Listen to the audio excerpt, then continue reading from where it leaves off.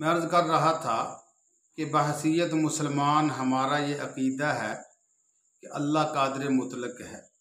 वो जो चाहे, जब चाहे, जहाँ पर चाहे, जिस पर चाहे कर सकता है। उसको कोई रोकने वाला, कोई टोकने वाला नहीं।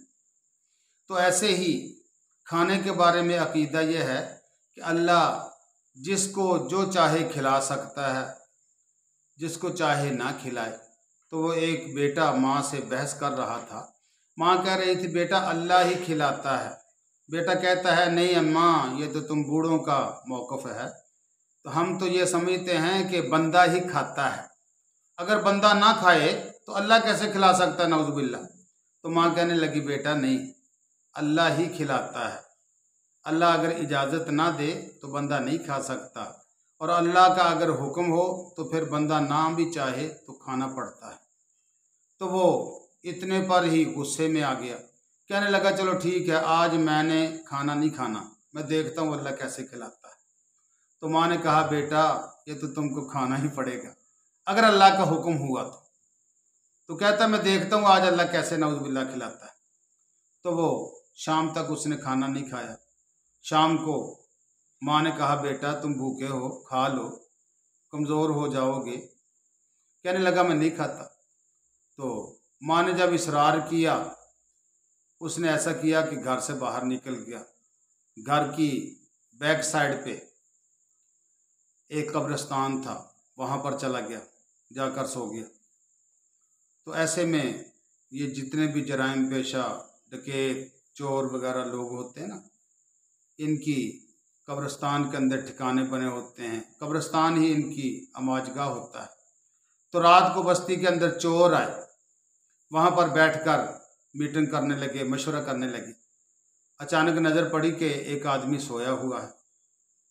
और माँ ने क्या किया कि बेटा वहाँ पर है, उसने हलवा पकाया, बेटे के सरहाने की तरफ रख के आ गई कि जब ये उठेगा भूख लगेगी, खा लेगा। तो चोरों ने देखा कि साथ हलवा पड़ा हुआ है, नौजवान सोया हुआ है।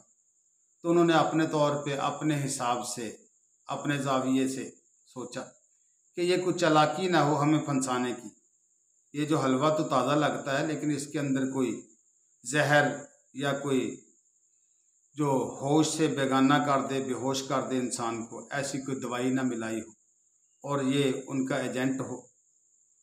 तो एक ने यह बात कही। ऐसे में बाद लोग होते हैं ना कि एक आदमी शक ज़ाहिर करता है, दूसरा उसकी तायीद, तीसरा तस्दीक। तो फिर वो यकीन की शक्ल इख्तियार कर लेती है बात। तो उसने शक का इजहार किया, दूसरे ने तायीद की, तीसरे ने तस्दीक की।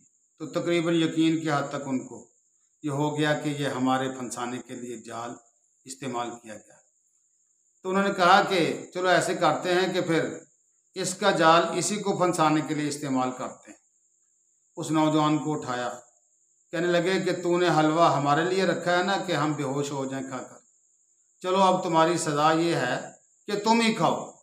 वो लाख कस्में उठाने लगा कि मैंने नहीं रखा, पता नहीं कौन रख गया, मेरा कोई मंसूबा नहीं।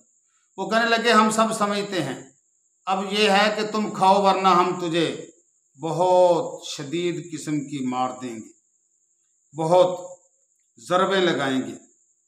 तो वो बेचारा मजबूरन अब खाने लगा। थोड़ा सा हलवा खाया, वो कहने लगे और खाओ और खाओ और खाओ। नतीजतन सारे का सारा जितना भी हलवा था बर्तन के अंदर उसको खाना पड़ा। चोर चले गए। ये सुबह को अपने घर के अंदर आया और अम्मा से कहने लगा कि माँ जी मैं आज के बाद तुम्हारे मौक़िफ़ पर कायल हो गया। माँ कहने लगी बेटा वो कैसे? कहने लगा कि वाक़अतन अल्लाह ने खिलाने का जब हुक्म दिया था तो फिर सबब भी अल्लाह ने बना दिया। ऐसे ऐसे आदमी आए चोर, उन्होंने मुझे इतना शदीद किस्म का मेरे ऊपर दबाव डाला कि मुझे कहने लगे खाओ वरना हम मारेंगे। तो मुझे मजबूरन खाना पड़ गया। तो अल्लाह ही खिलाता है, मेरा ये अकीदा बन गया।